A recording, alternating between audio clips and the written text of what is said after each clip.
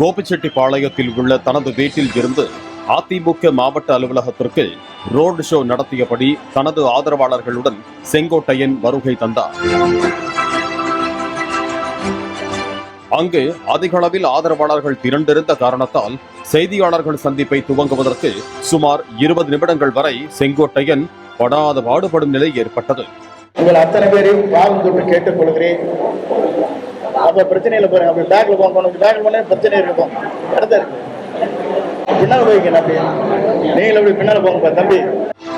ஜெயலலிதா மறைவுக்கு பிறகு அதிமுகவில் சிக்கல் ஏற்பட்டது என்றும் கட்சி பிளவுபட்டுவிடக் கூடாது என்பதற்காக ஒருமித்த முடிவாக சசிகலாவை பொதுச் செயலாளராக தேர்ந்தெடுத்தோம் என்றும் முதலமைச்சராக எடப்பாடி பழனிசாமியை சசிகலா பரிந்துரை செய்ததாகவும் செங்கோட்டையன் கூறினார். அம்மா அவர்கள் மறைந்தார்கள்.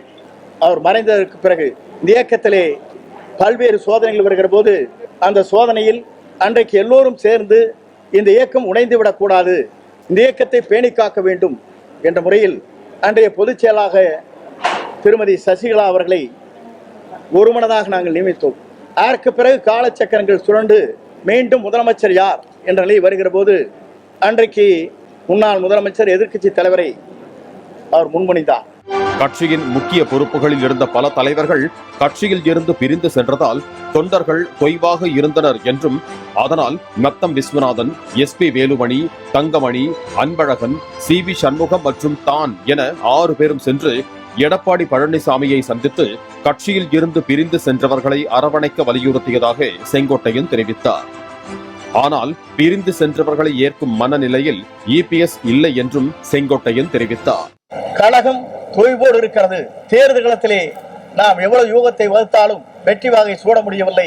கழகத்தை ஒன்றிணைக்கப்பட வேண்டும், வெளியே சென்றவர்களை இணைக்கப்பட வேண்டும், மக்கள் என்ன நினைக்கிறார்களோ அதை நாம் நிறைவேற்ற வேண்டும். அன்றைக்கு அண்ணன் நத்தம் விஸ்வநாதன், சகோதரர் SP வேலுமணி, சகோதரர் தங்கமணி, சகோதரர் அன்பழகன், சகோதரர் CV சண்முகம், நாங்கள் 6 பேரும் அவரை சந்தித்தோம். இந்த கருத்து பரிமாற்றங்களை நடைபெற்றது. கருத்து பரிமாற்றங்களை அவர் கேட்டதற்கு பிறகு அவர் பொறுத்தவரையிலும் அந்த கருத்தை ஏற்றுக்கொள்கிற மனநிலையே அவர் இல்லை. அதிமுகவில் இருந்து வெளியில் சென்றவர்கள் எந்த நிபந்தனையும் இல்லாமல் கட்சியில் சேர தயாராக இருப்பதாகவும் ஆட்சி மாற்றம் வேண்டும் என்றால் பிரிந்து சென்றவர்களை கட்டாயம் கட்சியில் மீண்டும் சேர்த்துக் கொள்ள வேண்டும் என்றும் செங்கோட்டையன் திட்டவட்டமாக தெரிவித்தார்.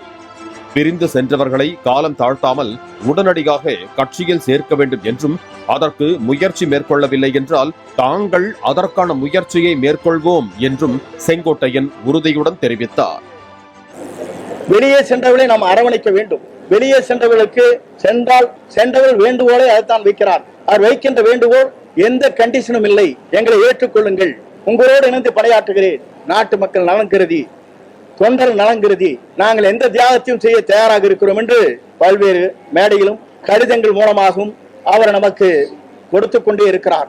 ஆகவே விரைந்து இதற்கான நல்ல முடிவுகளை மேற்கொள்ள வேண்டும் என்பதுதான் எங்களுடைய வேண்டுகோள். அப்படி விரைந்து அந்த முடிவுகளை மேற்கொள்ளவில்லை என்றால் இதற்கு இந்த மணலில் இருக்கின்ற அனைவரும் ஒருங்கிணைந்து அதை செயல்படுத்துவதற்கு நாங்கள் அனைவரும் முன்னின்று அந்த பணிகளை மேற்கொள்வோம். பிரிந்து சென்றவர்களில் யாரையெல்லாம் மீண்டும் கட்சியில் சேர்க்கலாம் என்பதை பொதுச் செயலாளர் எடப்பாடி பழனிசாமி முடிவு செய்து கொள்ளலாம் என்றும் கட்சியின் தற்போதைய நிலையை கருத்தில் கொண்டு இணைப்பை மேற்கொள்ளவும் அவர் வலியுறுத்தினார்.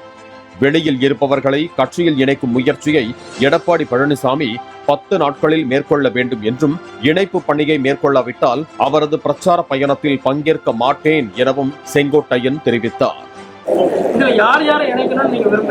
பொதுச் செயலாளர் முடிவு செய்யலாம், அதிலே கருத்து வேறுபாடு இல்லை. வெளியே சென்றவர்கள் அனைத்து இந்திய அண்ணா திராவிட முன்னேற்ற கழகத்திலே முக்கிய பொறுப்பிலே இருக்கின்றவர்கள், அந்த முக்கிய பொறுப்பிலே இருக்கின்றவர்கள் இணைக்கப்பட வேண்டும் என்பதுதான் என்னுடைய நோக்கம்.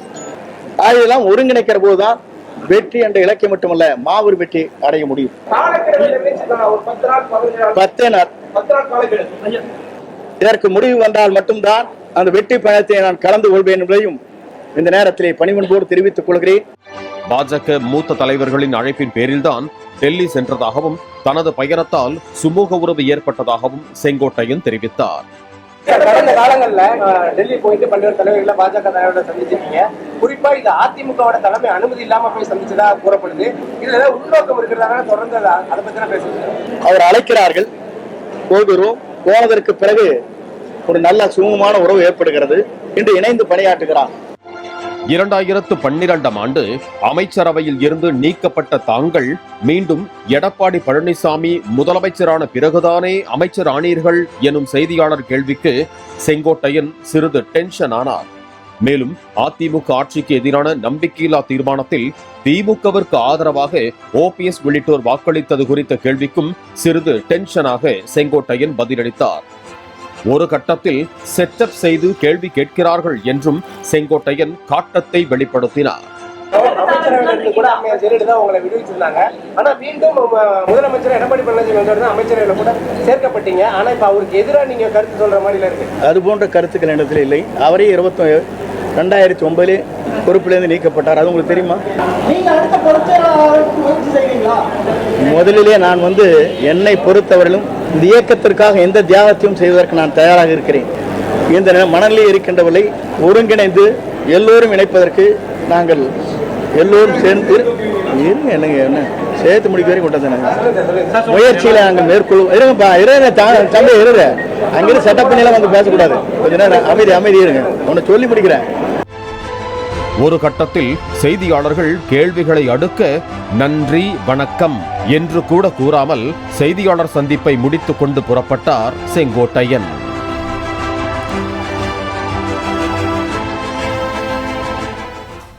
பிளே ஸ்டோர் மற்றும் ஆப் ஸ்டோரில் இருந்து பாலிமர் செயலியை QR கோடு மூலம் பதிவிறக்கம் செய்யுங்கள்.